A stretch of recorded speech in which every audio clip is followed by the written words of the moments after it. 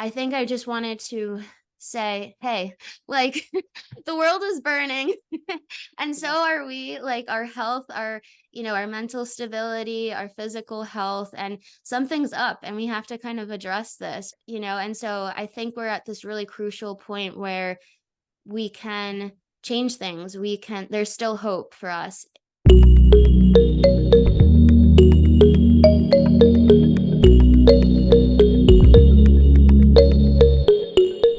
Hello, everyone.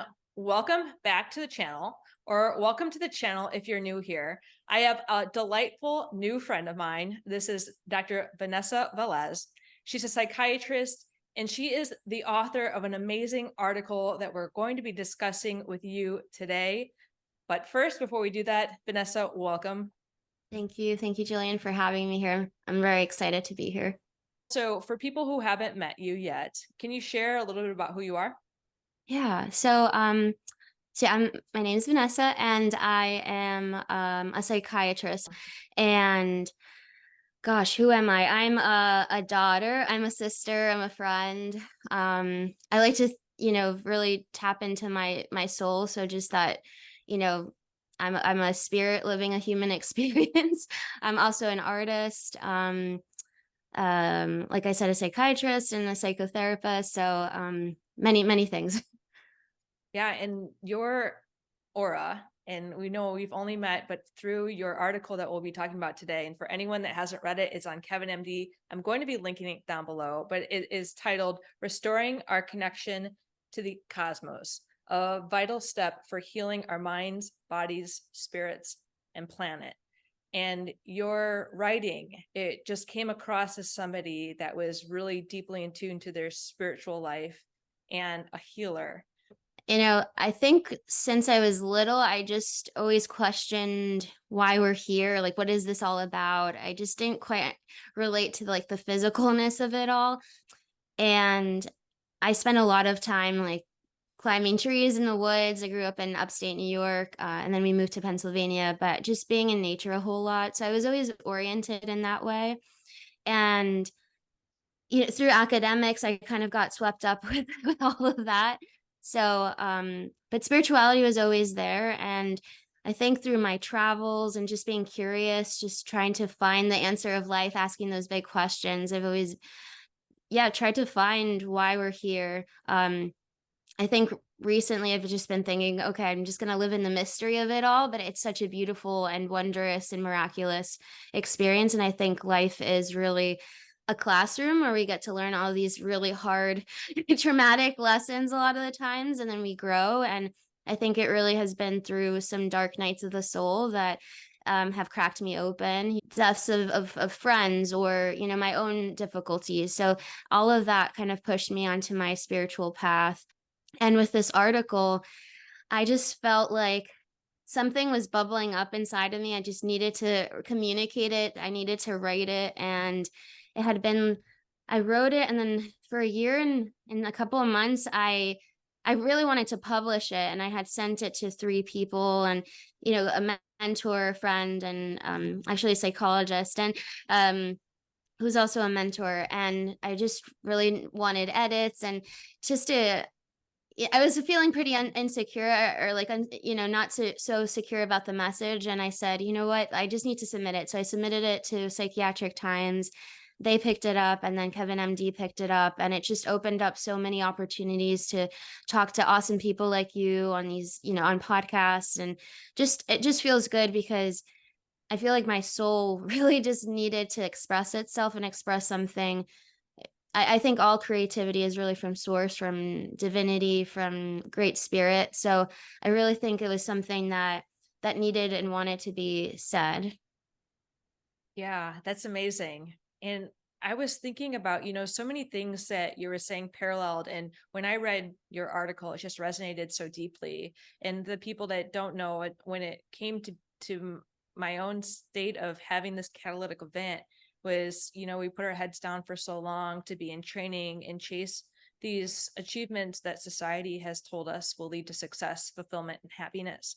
And yet the more we chase them, often the more we feel so empty. And when it comes to our environments today, like most of us are inside. I live in a busy city with very little nature that you can get out to in 100-degree weather. And I just felt like, wow, I feel more and more ill. And what it came down to is that, wow, we are losing genuine human connection. We are hyper connected, but not on a deep level. And we are creating all of these different types of cities that are fast paced, we're cutting down nature, but your article captures so well about our environment. Like, we are one with our environment. And if we're not really in tune with our environment or have a relationship with it, how that can impact us. Can you share, for people who may not have had a chance to read it, more about what your article discusses on that? Yeah, yeah. And I appreciate what you mentioned. I can definitely relate. And I think part of the article came from that feeling of, you know, we are sold that idea once you get into college, once you get into med school, once you get into residency, and there's no real mountaintop. It's like life is always happening and life is really in the details. And I think that's the beauty of it. And there is a sense of there's still a hole in the soul. There's still this thing that I want to fill by these external achievements. And so um that just never really gave me happiness. When I became a doctor, it was something that I was always working for, and I love it. And at the same time, it doesn't fill the sort of spiritual nutrition that I need. And so essentially the article is about our internal world being mirrored in our external world. And I think there really is a disconnection to our body, the same way there's a disconnection to Mother Earth. Like, we are on a planet spinning in space, and I often forget that. And especially in under fluorescent lights, not seeing the sunrise. I remember different rotations, like you go in when it's dark, you leave when it's dark. You don't feel the wind on your skin. You don't feel the rush of water at the ocean or the lake. You don't feel sunshine, the warmth of the sun. um and then there's all of that we're missing out on, those really important sensory stimulation, the birds chirping, all these different things that we were made and born to be in tune with. So I think it came from a place of feeling out of sorts, out of tune, and wanting connection, and especially feeling, there's one thing about, okay, I'm in this hospital and I can't see the outside, but I also can't see the outside inside, like in terms of how we treat one another, and with everyone in medicine, I think we all have the best intentions. It just sometimes we get kind of lost. And so, if I'm rushing around and I feel like I haven't had enough sleep, I didn't eat well, I don't have the threshold, and then I get frustrated easily or irritable, or other people are feeling that same way, then we forget our common humanity and we see each other as,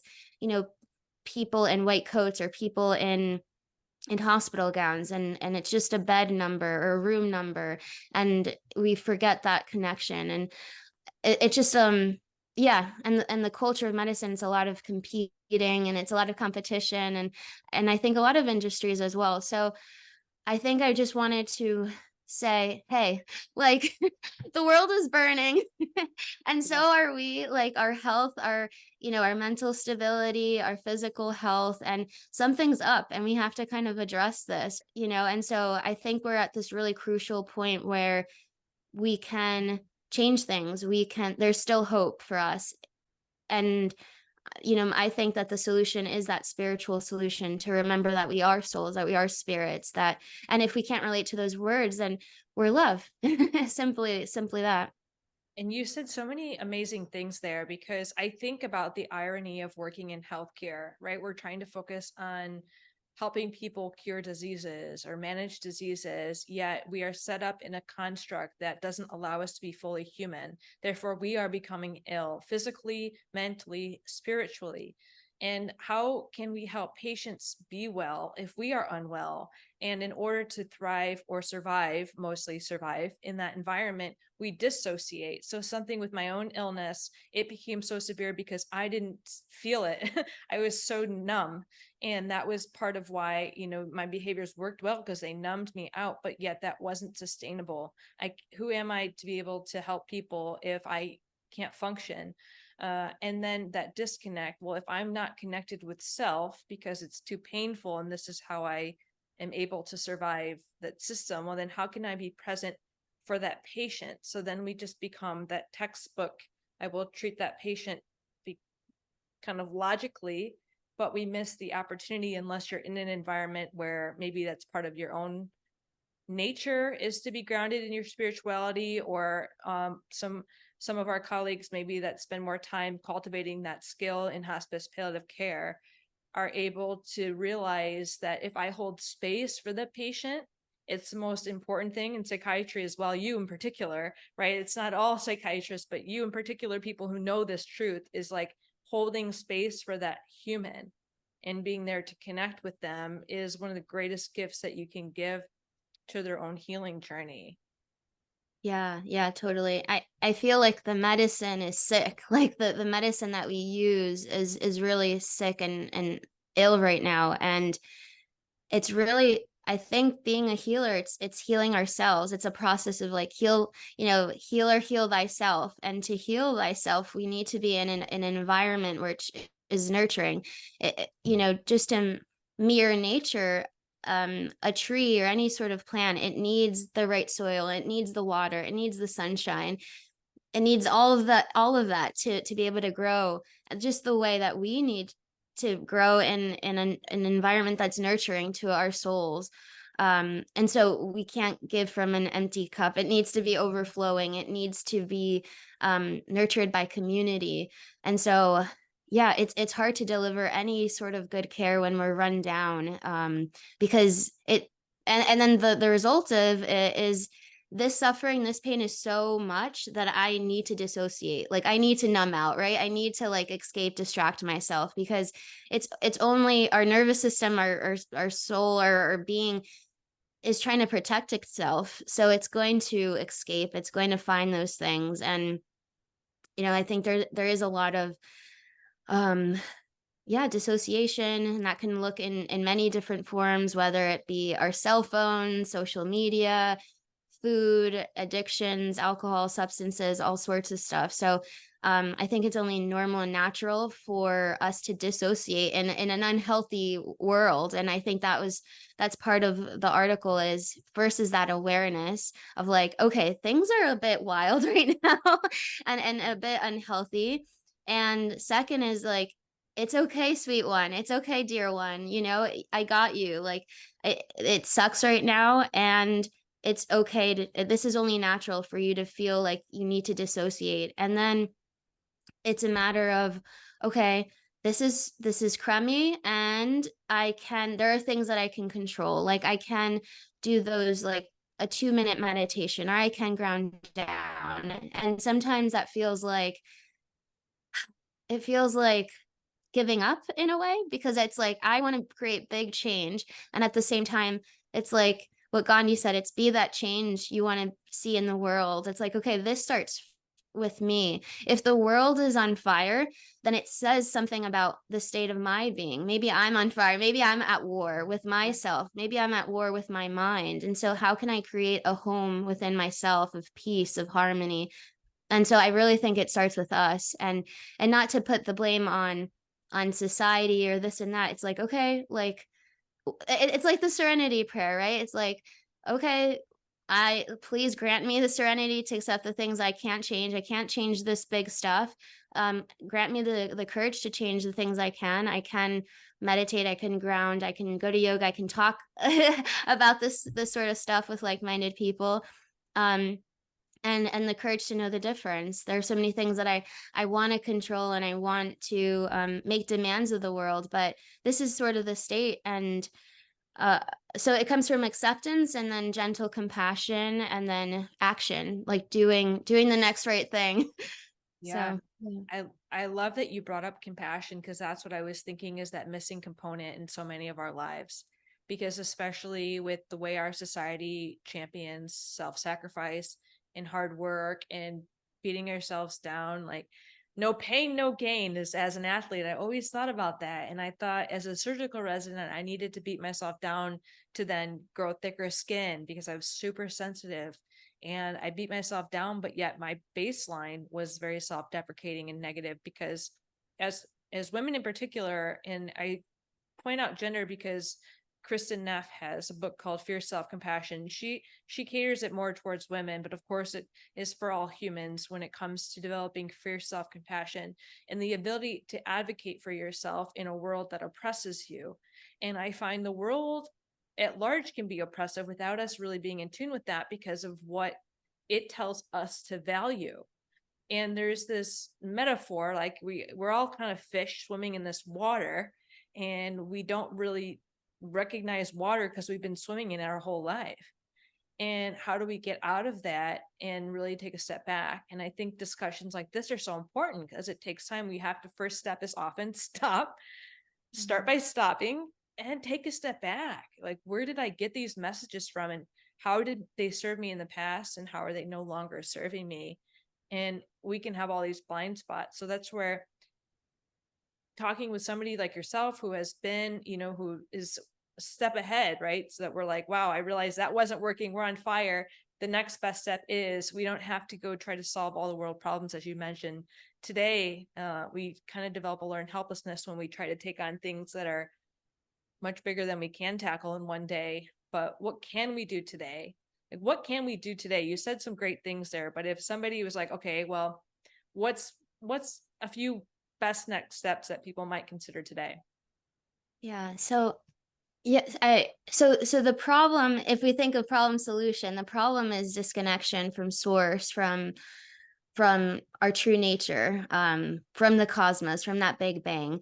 And then the solution would be to connect with that. So, I think it's easier for me to imagine, like, okay, how can I bring this into spirituality into like a daily lived experience? So first thing is waking up, like putting hands to heart and being like, wow, thank God I'm alive. I made it through the night. Like not many people got to say that, this morning. And so, you know, just appreciating life. And so appreciating that life, meditating, breathing, giving thanks, that gratitude. And then I think it's so important to also just stretch our bodies, to move our bodies, right? So after a little bit of meditation, stretching our bodies, feeding ourselves a nice, nutritious, breakfast, making that time. It is possible to make that time. And throughout the day, just sort of asking for guidance, asking from source or the great mystery, like, how would you have me be? What would you have me say? How do you want me to serve? Like, how can I be of maximum service to people, to everyone that I meet?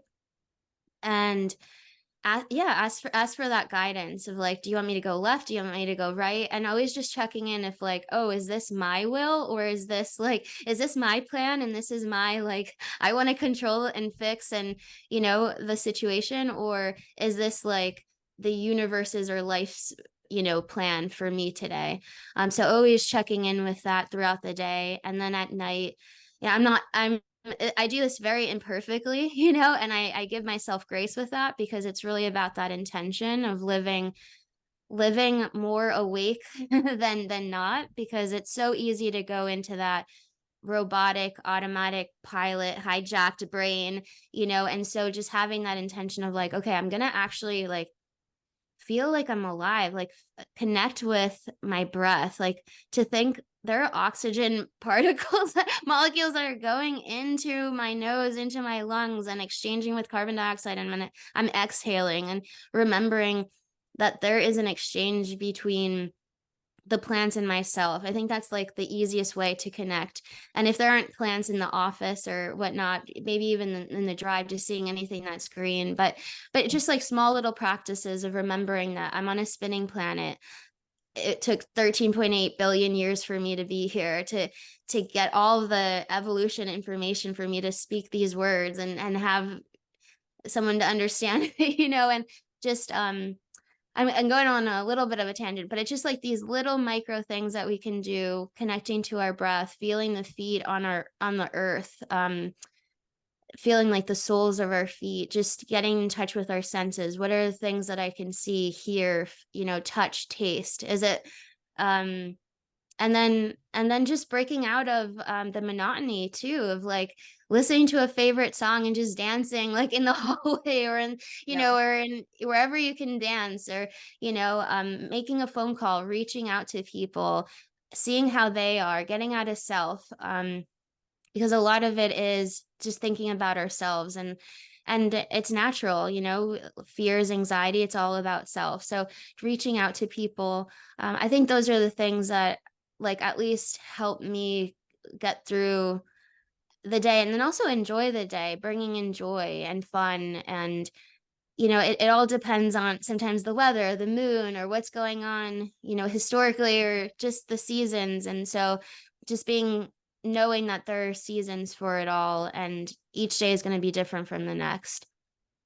That the moon has been fascinating me lately. I went to this movie at the museum when my mom was just in town, where it was talking about cosmic collisions and like how Mm. moon how they perceive the moon form. And I just look every night. I'm like, we can see the moon from Earth. How crazy is that? Like, how crazy is that? And I find it to be peaceful. I just stare at the moon. I used to like to walk around with bare feet, but I live in a community with a lot of dogs, so I don't do that as frequently outside unless you're going to come in and wash your feet from the dog urine. But it's what you were capturing in your article is ground, like your feet on a ground, your feet feeling the grass. And how often we're like wearing shoes. And I used to go to and my undergrad, people would walk around barefoot. And I realized at that point in my life, like I really vibed with the people who were free. They were just free and surrendering. And when you were saying, like, what is the universe trying to teach me? Well, that's surrendering, it's feeling. And we often get stuck here. And our body will be telling us one thing, but if we've been dissociated, we have no idea. Like the signals don't come up here. And then it's fascinating too, because we are not a society that often feels our feelings, that sits with that discomfort and allows it.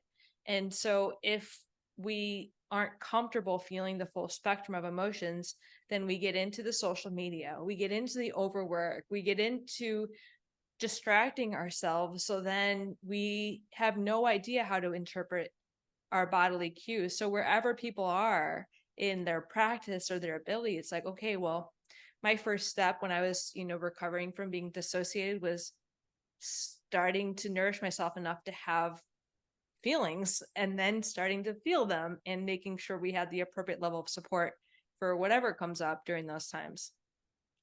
Yeah, yeah, and sometimes it gets harder before it gets easier, because it's sometimes it's easier to dissociate because I don't have to feel anything. So when I start to feel things, it's like, oh my, like this is painful. It's hard to sit with and be comfortable with it. And I don't think it's a coincidence that emotions are called feelings, because it's an actual physical sensation. So it's like, where in my body is this pain? Because it can be, it's painful, right? Like, is it is there a constriction? Is it more tense, or is there a color, or is there a feeling? Is it more diffuse or stabbing? It's almost like, just seeing what's the quality of it, and sitting somewhere and just letting yourself feel it, cry or not cry, but just, and certainly in different in spaces where you feel supported as well, or on your own. But there is such a journey. First it's that dissociation, then it's like the stopping, then it's okay, I think it's safe for me to feel a little bit, let me do this. And sometimes it'll look like, in our society, anger is a huge emotion that's very safe to feel, right? Because you feel powerful and you feel like you're in control. And underneath that is, I saw like this diagram of like the iceberg. Underneath the anger is like, is hurt, is sadness, is all of that. So all of that's going to come up. um And the grounding, definitely, you brought up different environments, different neighborhoods. Some are more dangerous than others. And I think that's why it's important to for healthcare to reach out to other disciplines. Like, we need policy to be able to have safe neighborhoods, and we need that neighborhoods that there aren't, like, thinking about gang violence, or having needle exchange programs, so that like there aren't like dirty needles everywhere, or just having all of these, reaching out. And I think there is a bit of like, this word awakening can be kind of misconstrued, but people are waking up to our true essence, and these modalities of healing are coming into different disciplines, like policy or law, or so I guess what I'm saying is, it has to be multifaceted, and it has to include so much for our greater healing, because we can't ground in a park if we don't have a safe park. But what we can do is, in our own homes, we can feel our feet on the ground, or just have a meditation where we imagine sort of this chain kind of attached to like our root chakra, or our booties area, whatever you relate to, but like that sort of like anchor, and letting that chain kind of go down into the earth, all the way down to the core, and kind of attached to the core, and for us to feel like, okay, I'm here, I'm like centered into the earth, and releasing any worries and tensions into the earth, and then receiving all that yummy earth nutrition. And so that's another way to ground down. And then to bring in sources to open, our area here, and just kind of bring in love and light, and then also feel that bubble, so that positive things come in and negative things can like stay out. So there are a lot of different practices, and it needs to be everyone needs to like be work together. And actually, when you talked about the moon, another thing is like, it's cool to imagine like being on the moon and then seeing the earth, like, and seeing different perspectives, and having this sort of macro universal perspective of like, okay, I'm in my living room, I'm in the house, then I can zoom out to the to the state, the hemisphere, to the earth, to the solar system, all the way to the edge of the cosmos, and then kind of coming back into the earth, the country, and back into the space, and back into my body, and then doing the same sort of meditation into our favorite organ, our favorite cell, the DNA, the carbon structure, the protons, the electrons. So having sort of that, it's like it's an essence of feeling a connection to our inner and outer world, and how it's almost like the tree, right? It has the roots, and then it has all the trunk and the branches. So as above, as below, within, without, inside, outside. So yeah, that's what's coming up for me right now. Yeah, and so when I lived in Michigan, I recently lived in Michigan, and it's 2 years ago now. And when I was moving there, I followed the US American dream, and I bought a condo straight out of residency, which was not the best idea, but there will be a point to this story.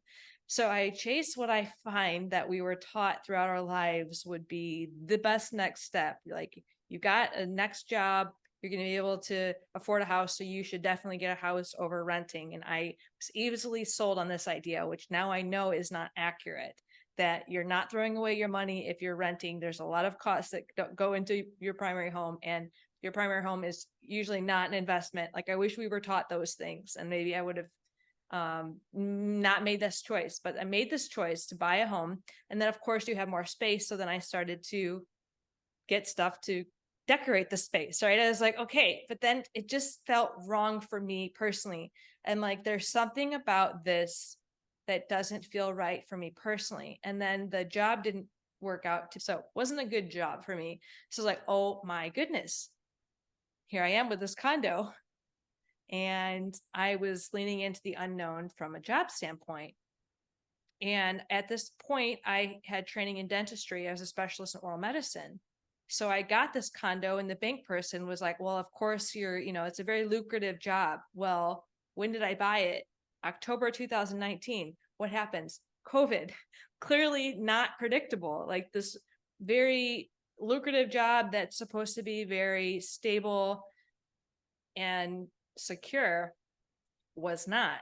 And fortunately for me, I still wasn't sure that that was the route I wanted to take professionally anyway. So it was a little bit easier for me to lean into trying something different from that standpoint. But when I didn't know where I was going to go, I sold everything and I felt back in alignment.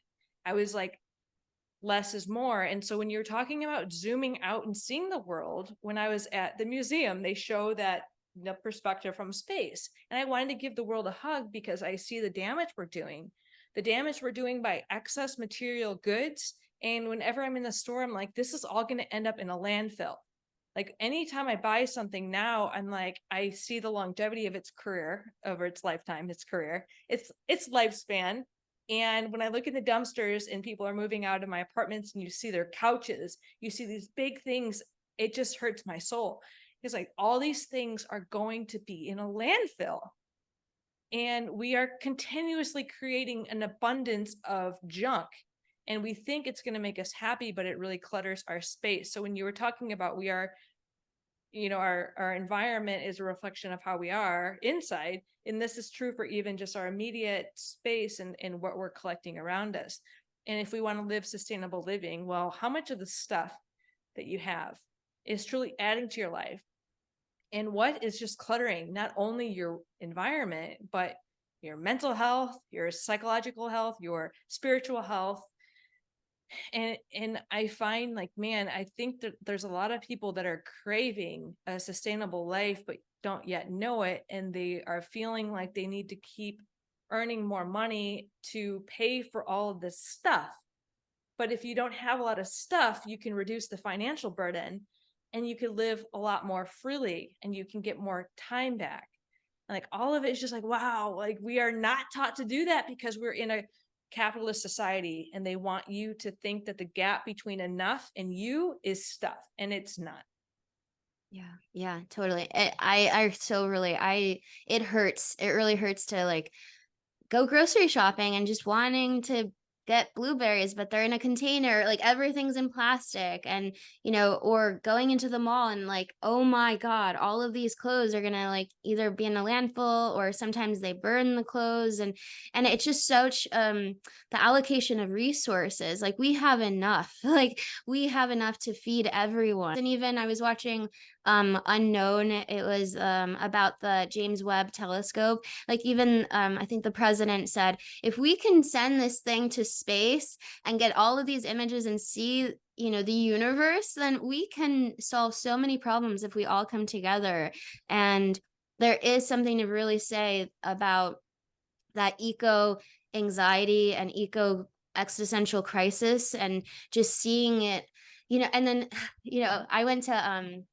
I was fortunate to go to Iceland a few months ago, and there's something that also hurts to be like, I'm going to Iceland in this plane, all of the carbon, all of the, all of this just the toll on the environment to see a glacier that is that I'm kind of killing, it's just like, it's just really, it's hard. And so there's so many of these different tensions that come up just living in this modern world of like, it's almost like these moral injuries of like, I know it's right, but I live in this place where I have to get into a car and I might need to get an SUV because it snows and I need good tires. I need to feel safe. But then also just being like, okay, I don't have to take it all on. I can do what I can. I can, recycle, though sometimes I've heard that recycling is kind of a joke, and so Yeah, I've heard that too. yeah. And so again, all of these different industries and corporations really need to buy in and listen to their own souls and listen to their own consciousness and be like, what life do I want to live in? What world do I want to live in? And we have enough stuff. And it's about, like you said, oh, I need to get this so I'm happy, you know, or all of these industries, all of the advertisement, it's like, you're not in it, basically the message is you're not enough. So buy this makeup or buy this, like whatever, fill in the blank. And so again, we're stuck in this sort of existence that only the material is what matters. And so we've forgotten that essence, that spirit, that connection, that love among us. And so coming back to that, and sometimes a crisis needs to take us, although sometimes people wonder, like, well, what did we really learn from COVID, or maybe are we still back to, you know, before but it's one of those things where it's like, it's kind of ironic to think about this analogy or metaphor. You know, you only fill up your tank. Some people only fill up their gas tank when it's like on E, right? And when it's on empty. And so sometimes you have to get to that point. So I hope we don't have to get into that point, but it just, yeah, I hear you. It just filling in that soul hole with stuff and material and power and greed and money, and it's so easy to fall into that, though, because it feels good, right, to be in higher levels of a corporation or hierarchy of medicine, because it feeds the ego, right? So we don't have to have a war against the ego, but just thinking like there's dark and light, and it's in all of us, and it's when it's off balance that the issues come up. So coming back into balance and helping each other stay in check, you know. Yeah. And I think the awareness too, because I was thinking when I was a child, I had a lot of stuff. I clearly had fallen into appreciating that stuff was going to bring happiness, and you like to get stuff, right? Like to get gifts and things like that. But now if we're more aware of the messaging, like, well, peace doesn't really sell that well on the news, right? So they like to stimulate your emotions, and they like to make you all anxious, and they like to make you nervous, and they like to have fights because that sells, gets more viewers, it gets you frustrated. When I first got help in residency for my mental health, the first thing they said is, are you watching the news? If you are, stop. And now the only time I see the news is if I'm at the gym and it's on, and I realize how I feel like I try really hard not to watch it, because I'm like, they just love to bring out all of your emotions. And marketing does a great job at knowing how to emotionally manipulate people. So they know that if they trigger this certain aspect of what's inside of you about not feeling worthy or enough, and then they sell you their solution as their product, well, they win. If you were happy without this item, then you're never going to spend money, and you're never going to give your money to these people. But if you recognize that, like, I started to get angry that they're lying to us, right? That they are doing this for their own profit, and that they are increasing the gap between people and themselves. And for me, who had crises with my own health, I sat on what could have been my deathbed and was so dissociated. It took more than 3 times for me to get a shakeup. And so even with that catalytic event, even having our gas completely empty, it may not be a wake-up call, like you said, with COVID. We have to be intentional. We have to say, what really matters to me? What do I really want in life? And when we go back, kind of what you were saying, like if we're in a hospital, right, we're getting help with substance abuse, for an example, but then we go back into our environment where it's all over. Well, how do we stay well? We have to clean up the environment. We need to move. We need to shift something so that we can be an environment that helps sustain our wellness. And just coming back to basics, you know, when we were so in tune with the cycles of the moon, cycles of the weather, when we knew what migration patterns were going on, and just coming back into that attunement. And you know, modern world has given us so much. You know, technology is amazing. We get to talk, you know, right now from different states, different time zones. So it's such a beautiful thing. And so now it's like, how can we pair this ancient wisdom with this modern wisdom? How can we bridge the gap and create the environment where people can cultivate themselves, cultivate each other, and support one another? I think it's so important to have that environment, like you were mentioning. We were having a conversation before we started, but recording, but choosing ourselves, like, it is so important. And but it's hard, and it's all a practice. And I think that's the beauty of it, is that, you know, if I fall once, I could pick myself up twice, three times. You know, I'm going to keep messing up. I'm going to keep not having, I'm going to set a boundary and maybe not maintain it, you know, or I'm going to set it and then maintain it. And it's just like, it's always going to be a practice until there's no graduation day. And maybe the day that we die, which is, you know, something that's also important to mention, is that there is this real fear without talking about it. There's a fear of death, of not being, our life not meaning something. And I think that there is this fear that we need to fill up our lives with things, and sometimes even experiences, because there is going to be a day that we're going to die. And I'm just bringing that up because I think if we're talking about life and we're talking about universe, it's so important to also talk about death. And we are here for a limited time. So what are we going to do with that limited time? You know, how can I Yeah. contribute to the world? How can I spread love, and let that be the intention?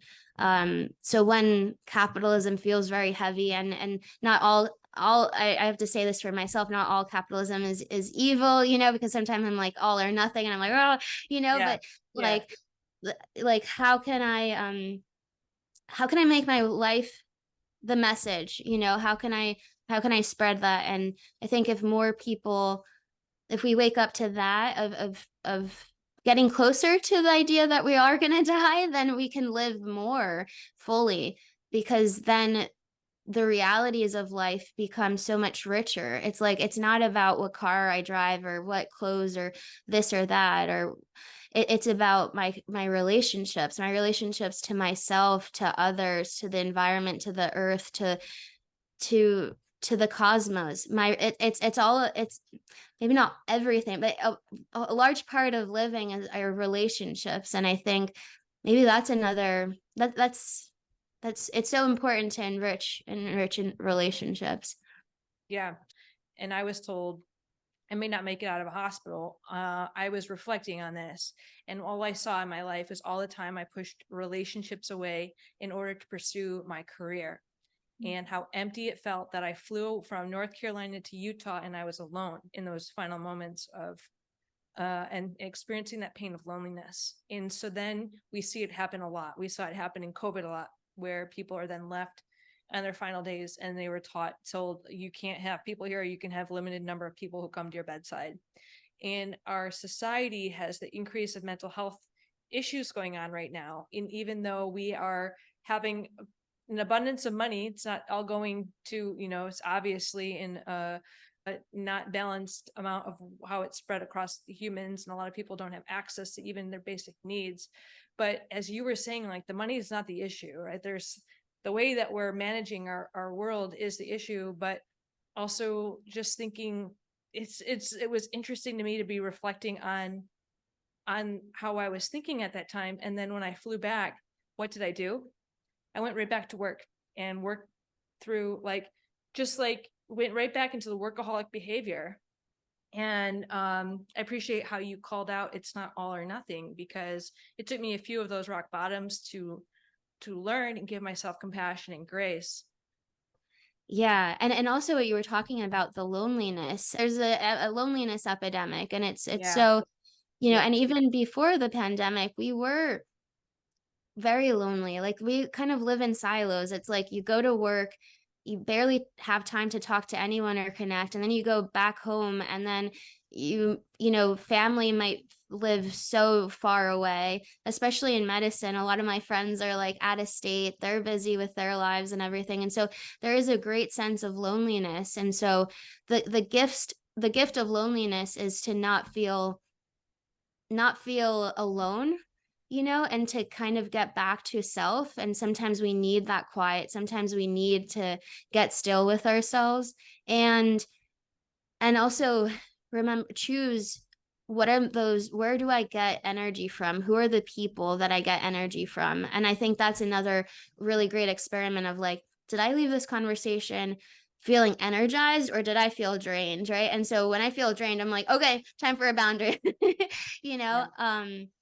But yeah, the loneliness is very real. And I wish there were more communities where like centers, right? Where like almost like a YMCA for like all age groups, like for adults just to hang out, you know, and or just to have art and music and getting back to that sort of small town feel or small community feel where we get to really share and or like a porch sort of people would those were really great gathering areas, porches or places of worship. And so now, you know, we're so overworked because we have rent to pay or mortgage, and so it's a bit of a trap that we are in because we're just trying to get ahead.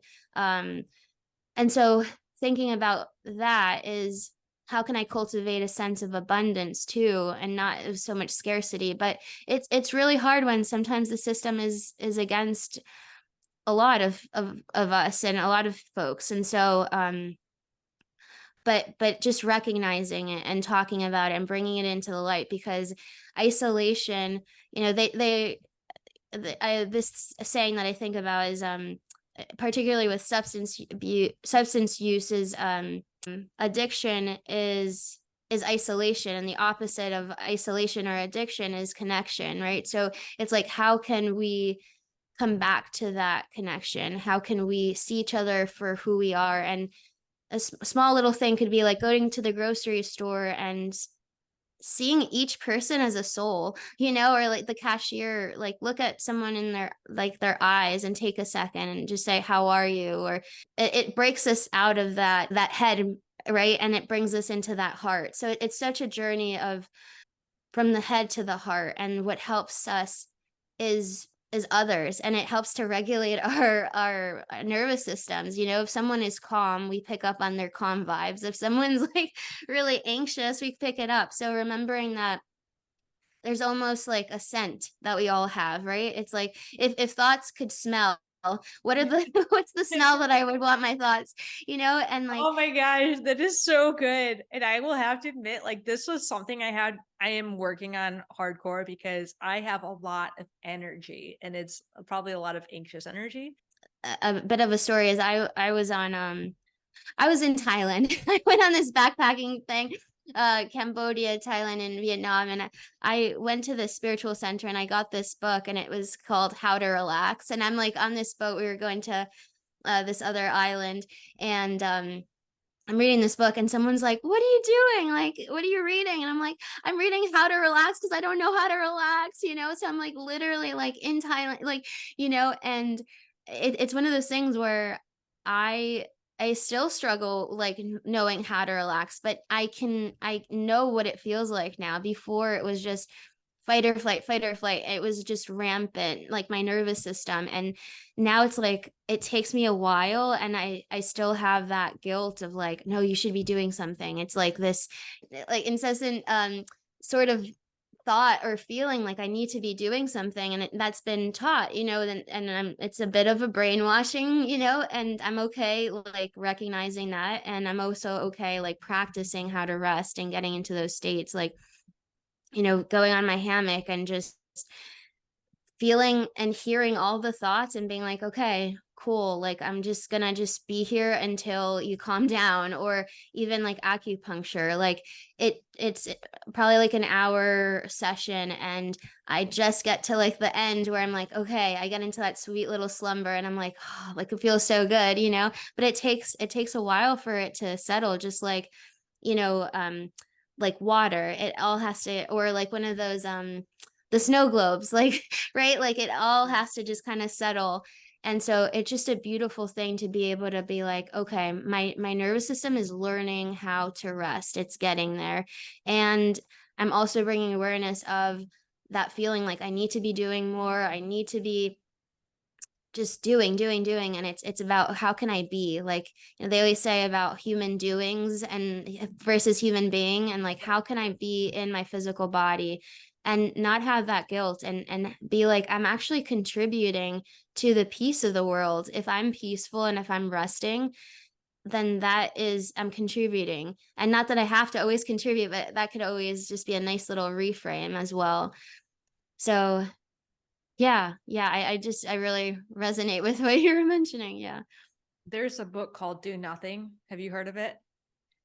I don't think I know that one. No. It's by Celeste Headley, and I think that's her name. Do Nothing, Celeste Headley. Yeah, it's over there. It's over there. So that's how I make Mm-hmm. sure. But it really calls out why we got this, like, just why we're taught that we have to hustle, and how it became a societal construct of like that's seen as busyness is like it's a status symbol. If you're busy, you're so important because you're so busy. But once I realized that, like, a lot of people say you're so busy to me now because I have a lot of different things going on, but like I don't I hear it now, and rather than feel good about it, I'm like, you're right. I need to stop and slow down. What priorities do I have and what needs to go? Because I've learned that busyness for me was just like the ego boosting surgical job that I pursued was it's an ego booster, but it wasn't in alignment with where my soul needed to be. My soul wants peace. And it's interesting, what sells now is happiness and peace, right? Like that's what people are seeking, but yet they're doing the opposite. And it's this dichotomy of like, this is what we want, but this is what we're doing. There's this book, Happier, um, which has the arrival fallacy, which is why I have the book. It's helping us learn where we get these ideas, what we're seeking, and how the paths we're on aren't actually getting us closer to what we're truly seeking inside. And I love, and so much of what we were talking about today really fits into that. It's just like challenging it, just getting it talked out loud. And that first step is taking a step back and observing. If you're laying on a hammock, well, as a child, if I was laying down watching TV, I would get called lazy. And so I don't own a TV. I have a hard time sitting down. I became a compulsive exerciser because of it. And I saw how just that black and white thinking took me from I'm going to do everything to not be that. But then now I thought, you know what? Like, what does laziness like mean for us now, right? We're like hardworking people, and this conversation's come up a lot, is like, oh, we have equated that rest and recovery time with being lazy, so our minds will spin and judge ourselves, which isn't helpful for resting, doesn't help your nervous system reset. And how can we frame that rest period as the most productive thing that we can possibly do, as a self-compassionate thing? And people will barf at the word self-compassion now, right? Like, that's weak and fluffy and I don't want to do that. Like, but that's how I felt too, until I reaped the rewards of leaning into that.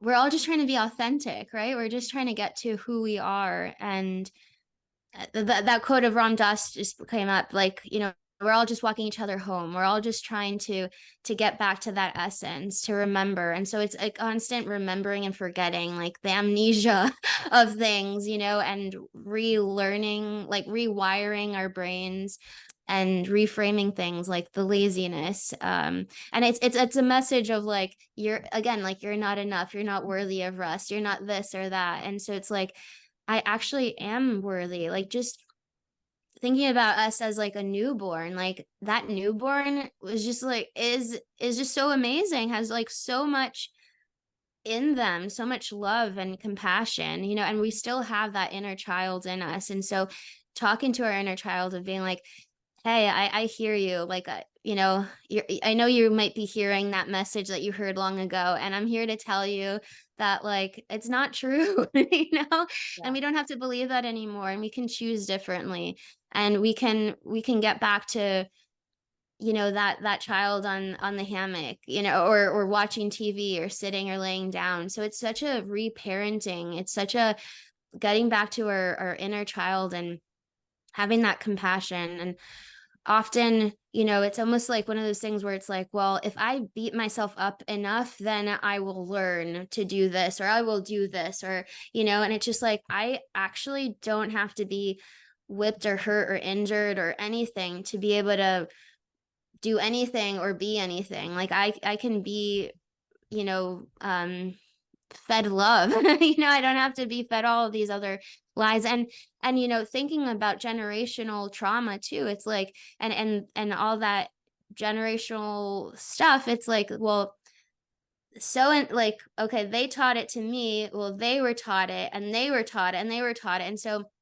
it's really like healing that generational trauma of like all of these little children being like just playing with their toys and being told that no, you have to go back to the field. And at that point, like, it was about survival, right? There was so much, it was about like, taking care of the family. And so we are in a position where we're like the most comfortable we've ever been. We have air conditioning, we have heat for a lot of us, maybe some of us don't, but we're generally so much more comfortable. So now we can kind of go up that, Maslow's hierarchy of needs, and we can even go even further to from self-actualization as self-transcendence, to transcend the self, to transcend, the me, the ego, my wants, my needs, my preferences. What do I want to get out of life versus, what can I contribute? What can I give back to life? So I think it's just been a long lineage of really hurt,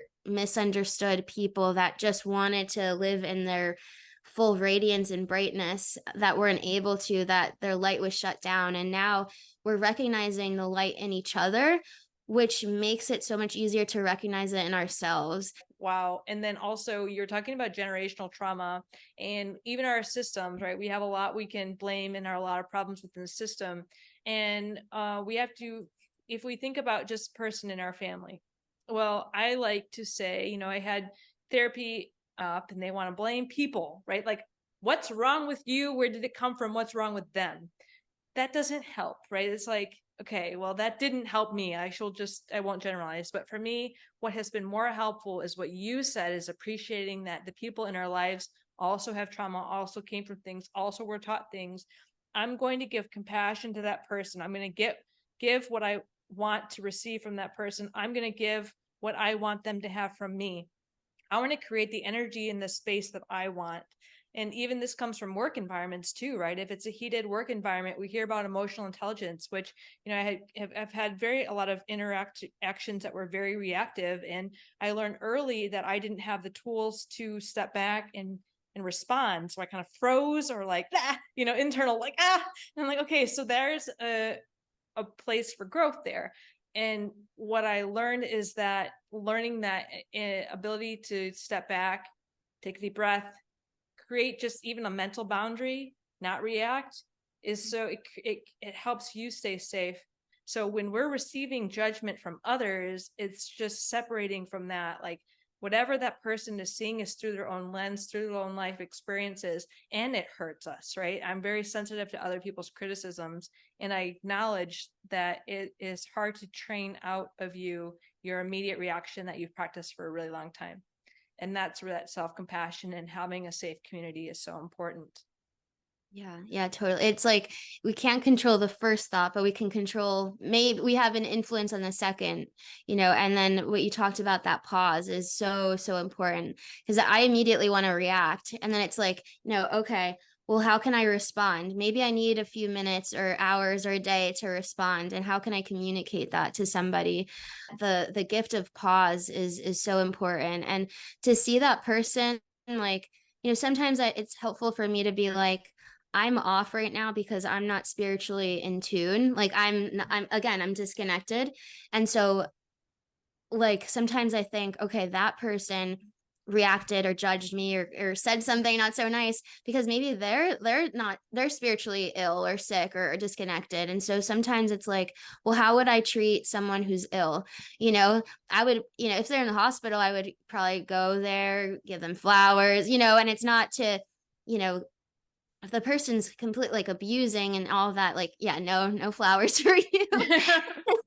Maybe eventually, but like after some hardcore forgiveness and, but, so just like, how could I treat them with compassion and also getting back to myself?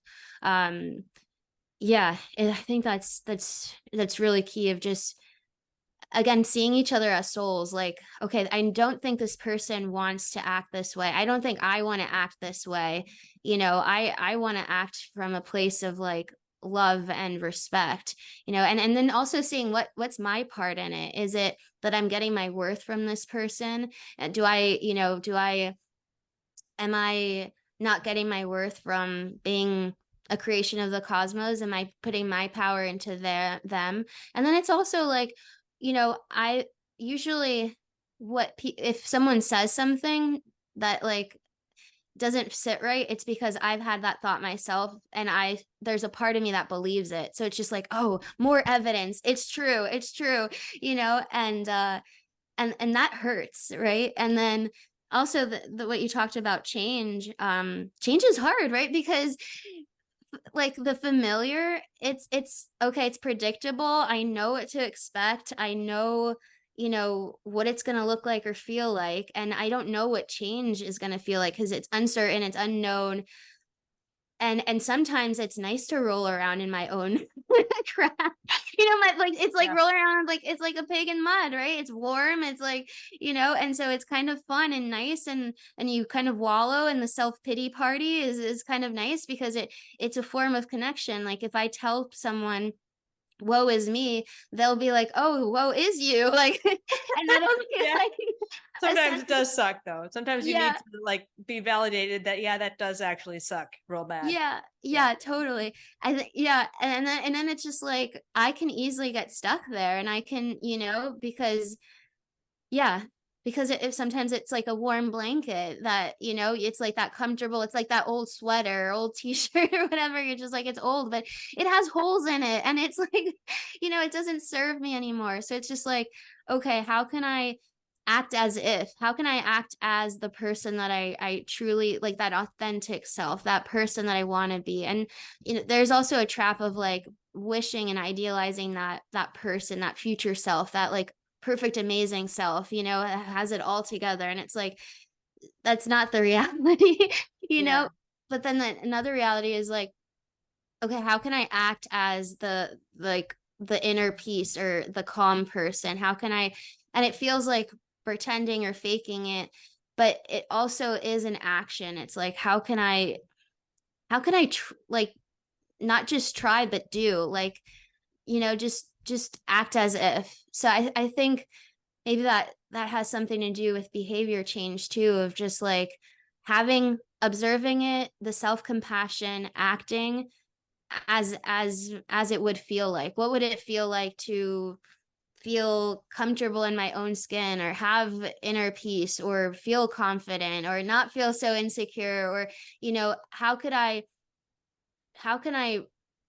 share the message that I want to receive and I want others to receive? It's like it's such a beautiful thing of getting in tune with ourselves and sharing it with others. And that's such a, maybe thinking about those behavior changes, a selfless act of kindness, like of that compassion with ourselves. Yeah, change is hard, and at the same time, like, it's what this, like, some people say, well, it's simple but not easy. It's like, it's so simple. I'm like, okay, I know how to get to point A and B and C and da da da, but then to get there, I'm like, well, maybe I should pack this or pack that, or maybe I should take a detour, or so having grace with ourselves, and knowing that we're always supported and we're always where we need to be, and just trusting that it's all happening for our highest good, and it's just about evolution. Like, some of when DNA is replicating, some of it gets messed up, or it's not perfect the first time around, and so then yeah, going back to biology, there's always like life and destruction, and thinking about leaves on trees, like they're all different shapes and colors, and um each tree looks different each year, and so we're gonna evolve and change and grow, and it's okay. And but yeah, change is the only thing that's constant, right? Which is like, I want things Yeah. that are certain and the knowables, but the only thing that's certain is that things are always changing, and getting comfortable with that. Yeah, I think being more comfortable in the uncertainty has been a greatest gift, because what I realized was I fast tracked into oral surgery, and that was very known: commit, commit, commit. I signed on to the military for 13 years, and I was like, I'm committed. And then things took a turn, right? I got discharged in 4.5 years. I switched residencies. lost my ex-boyfriend, lost my co-resident, like all these things I could never have predicted. And then life events happen in our whole world that we never could have predicted. And that, if you sit and reflect on it, like we cannot predict what's going to happen in a year or 5 years from now. So I often like to think about the horses that are racing that have blinders on so they don't get distracted. Well, if that's what we do in life, right? I have a commitment to this certain pathway.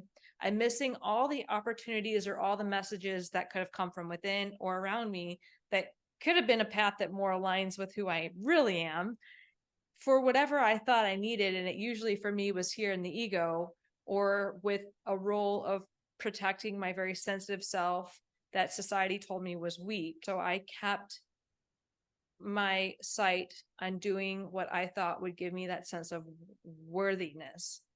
And along the way, the people that taught me the most were the people who really took real estate in my mind, which happened to be some similar personalities to the people that maybe have shaped who I was before, was the people that would tell me, you're not enough. You don't deserve to be here. I don't like you. I will do everything to get you out of here. Right. It's like, okay, well, if 99% of the people around me were saying like, you're doing a great job. You're like one of the stellar residents. Oh my gosh. Like you just have a self-confidence issue. Like that's not what it looks like from the outside. You're doing great. Right. Ignore all that. Focus on what this one person is saying about why I shouldn't be there and don't deserve to be there. Well, it takes us to be able to really realize that's what we're doing in order to really embrace that that's what needs to change, because that's a pattern I got into over and over and over and over again. It is a process. And sometimes it's why this channel exists, right? A life true to you isn't like you're going to wake up one day and your life is true to you, right? It's like from today till the end of your current life, you're going to be on this journey and you're going to not wanting to do it alone. So here's all these people that are on a similar journey in their own life, and, lean into the ones that resonate with you along the way. Yeah, totally. Yeah, that negativity bias is so real, and it's so funny. It's like if there's a page and it's like a white page and there's like a white little dot or a black little dot on it, I'm gonna fixate on like the dot versus like all the white space or a cloudless sky with just one cloud. It's like so easy to just notice that one cloud, um, and then it's so much working on that story of like I'm not worthy. It's hard to know what we're worthy of if we haven't seen, don't have role models, or if we don't have really know our true worth. And it's like I don't know what like a purple sky is if I've never seen a purple sky. Like I can't even imagine the possibility of it. So it kind of starts with like, well, am I open to the possibility of a purple sky?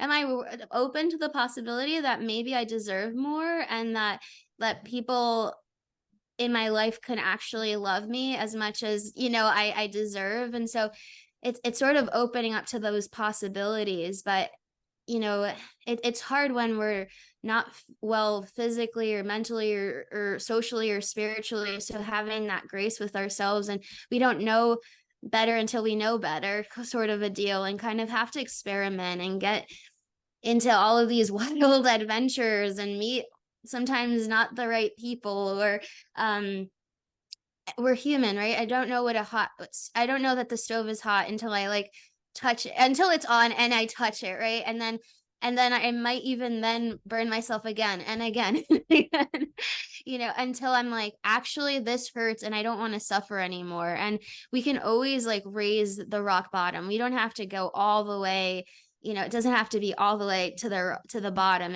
We can raise that. And so it's about like, how willing am I to make a change? How willing am I open to that possibility that change is possible for me, and asking for guidance, like, asking whatever that relationship is to the divine or God. It's just like, I can't do it on my own. Maybe something else bigger than me exists. I know that like I can't control the weather. I can't control most things, right? So something else, it might be controlling it. Can that actually help me, you know, and then asking for that guidance and being like, I'm not alone. I don't have to do it alone. And there's something larger that is loving on me and supporting me and bringing all those people along my way. And I had to go through all the hardships so that I could be able to relate to others and, you know, and have that empathy and understand oh yeah, like, you know, when you mention things, I'm like going through like the filing cabinet or the computer folder of like, you know, my own sufferings and stories and, you know, trials, all this sort of stuff. And so that's the beauty of connection, is like I can bring that. Like I don't know exactly what it was like to experience that, and at the same time I'm like, I can relate. I kind of, I can see, you know, I can feel that. And so being like that, sometimes human suffering, that's kind of what ties us together. And then also us overcoming those things and cheerleading each other on, and, you know, and being like, I see the light in you. And we only see it because it's in us. And so, yeah, just sharing and spreading the message and relating to each other and connecting, I think is so important. It's so important. Yeah. Yeah. And I think that's why I used to only watch YouTube videos. Like that was my social life, but I felt like I was connecting with the people on the other side of the camera. And that's why I love YouTube, because it's a community, right? It's like you get to know the people, you can comment, please do comment, right? Comment and be part of it and hear like, wow, that person's going through exactly what I'm going through, or I relate, not exactly the circumstance, but the emotions and what they're feeling and how it's impacting them.